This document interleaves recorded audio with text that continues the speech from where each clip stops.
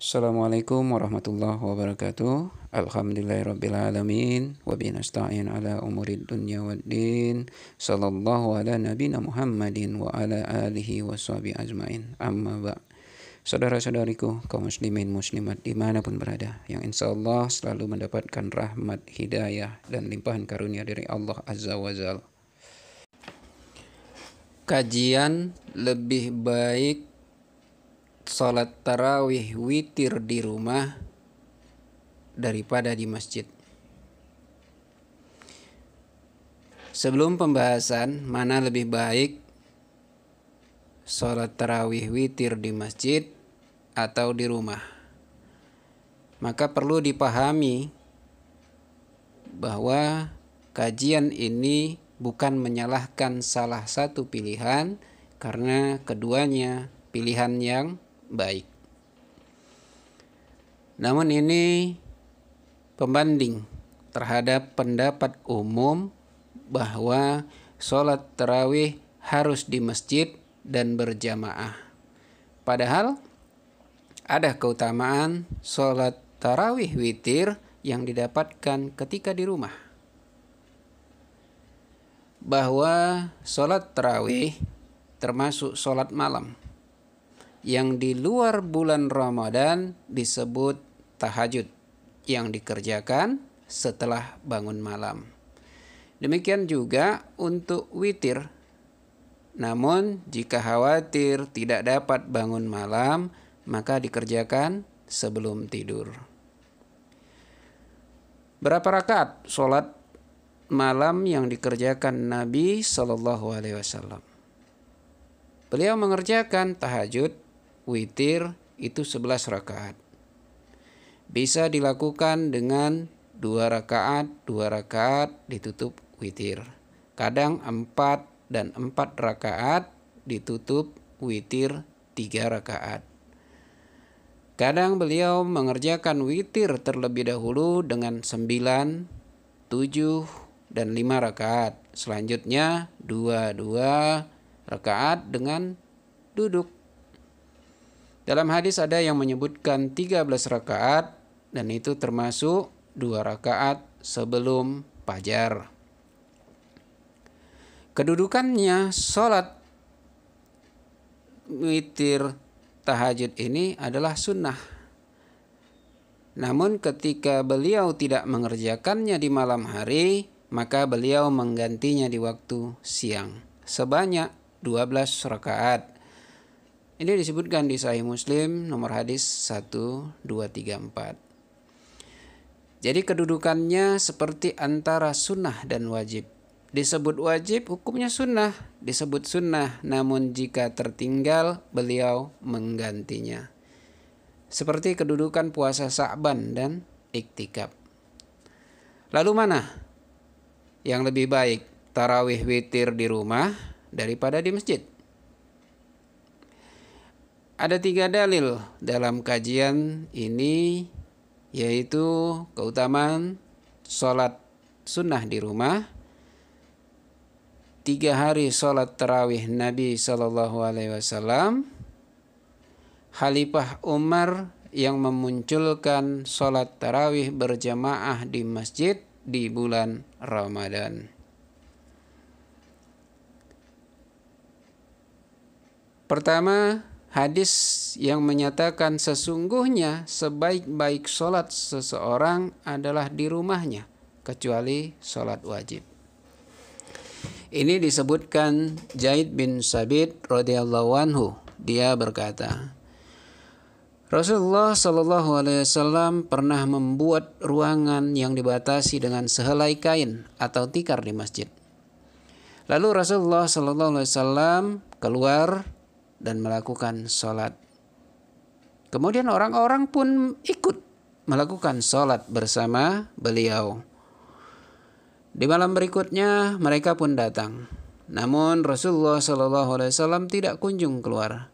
Sambil mengeraskan suara, mereka melempar pintu beliau dengan kerikil. Tidak lama kemudian Rasulullah SAW keluar menemui mereka dalam keadaan marah seraya bersabda, masih saja kalian mengerjakannya. Artinya dengan berjemaah. Hingga aku mengira sholat tersebut akan diwajibkan atas kalian. Hendaknya kalian melakukan sholat di rumah kalian. Sesungguhnya sebaik-baik sholat seseorang adalah di rumahnya, kecuali sholat wajib. Disebutkan dalam Sahih Al-Bukhari, nomor hadis 5648. Catatan hadis ini, Rasulullah SAW menyebutkan sebaik-baik sholat sunnah dikerjakan di rumah. Jika sholat sunnah lebih utama, maka jika sholat sunnah di masjid lebih utama, maka tentu beliau mempersilahkan mereka di masjid tanpa harus berjamaah kepada beliau. Lalu hadis kedua tentang 3 malam sholat malam Rasulullah SAW bersama umat. Disebutkan dari Abu Dzar radhiyallahu anhu, dia berkata, kami pernah berpuasa Ramadan bersama Rasulullah SAW dan beliau tidak pernah mengerjakan sholat malam bersama kami sedikit pun dalam sebulan, sampai tersisa 7 hari. Maka beliau sholat bersama kami hingga berlalu sepertiga malam. Setelah malam ke-6 dari akhir bulan, beliau tidak mengerjakan sholat malam bersama kami. Ketika di hari ke-5 dari akhir bulan, beliau mengerjakan sholat malam bersama kami hingga tengah malam pun berlalu. Maka kataku, wahai Rasulullah, alangkah baiknya sekiranya Anda memperbanyak sholat sunnah pada malam hari ini untuk kami. Abu Dzar berkata, maka beliau bersabda, sesungguhnya apabila seseorang sholat malam bersama imam hingga selesai, maka akan dicatat baginya seperti bangun mengerjakan sholat malam semalam suntuk. Kata Abu Dzar, ketika malam ke-4 dari akhir bulan, beliau tidak mengerjakan sholat malam bersama kami. Setelah malam ke-3 dari akhir bulan, beliau mengumpulkan keluarganya, istri-istrinya, dan orang-orang, lalu melakukan sholat malam bersama kami, sampai kami khawatir ketinggalan al-falah, yaitu waktu sahar atau sahur. Ini disebutkan di Sunan Abu Daud, nomor hadis 1167.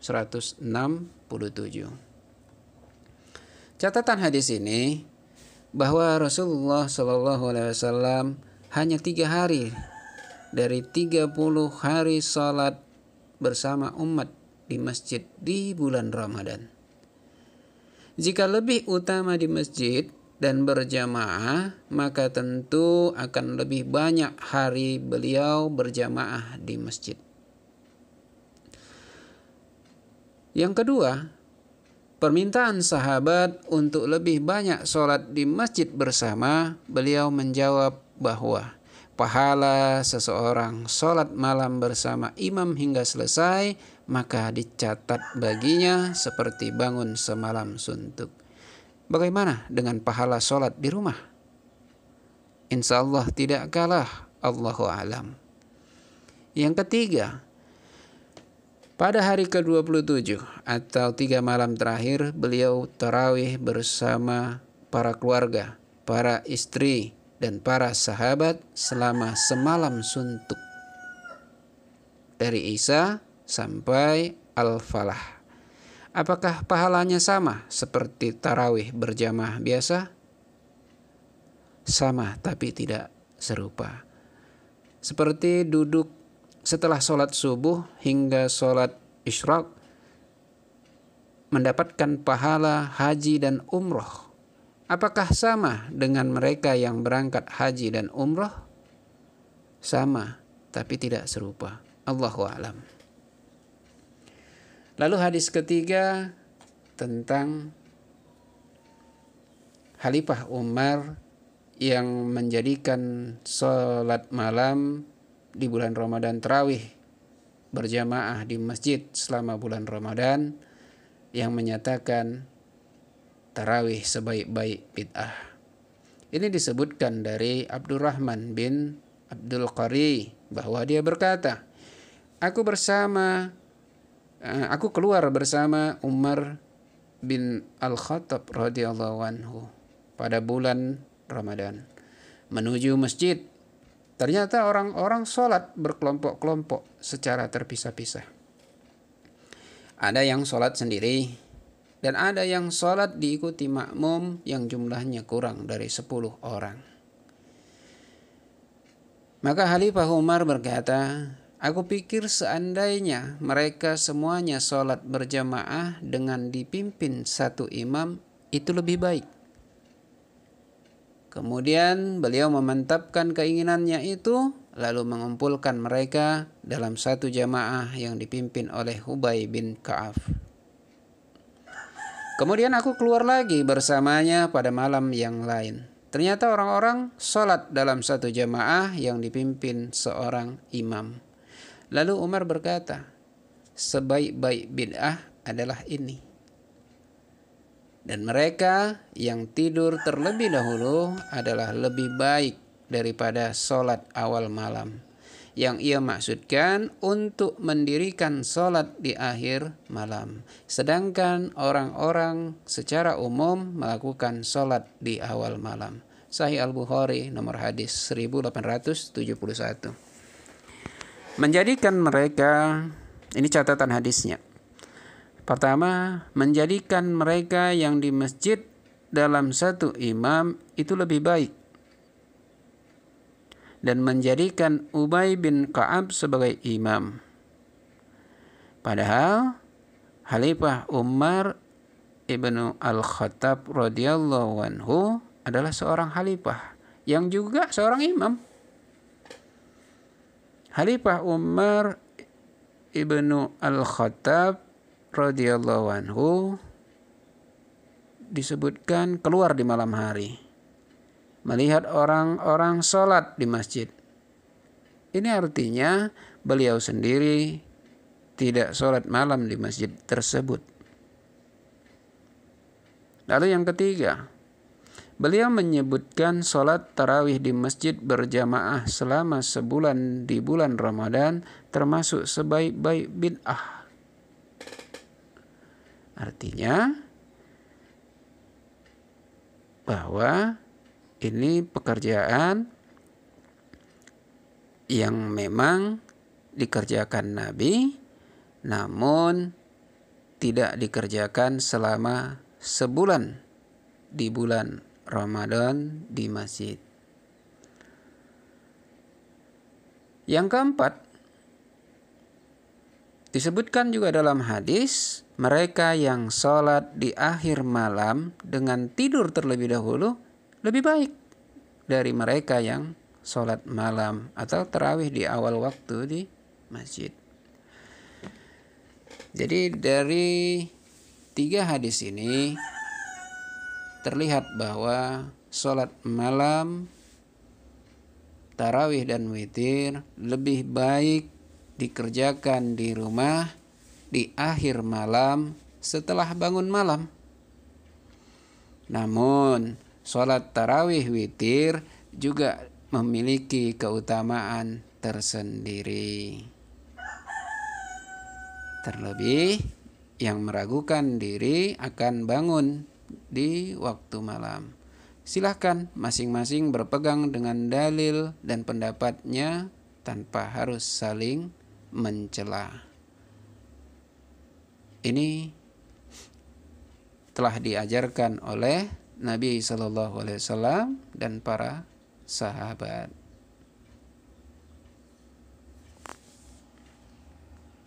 Semoga bermanfaat. Terima kasih. Untuk download buku bisa langsung melalui website Hikmah 313, dan untuk saran, kritik maupun pertanyaan dapat melalui kolom komentar. Dan untuk dapat mengikuti video-video selanjutnya, silakan untuk subscribe dan hidupkan notifikasi loncengnya. Billahi taufiq wal hidayah. Assalamualaikum warahmatullahi wabarakatuh.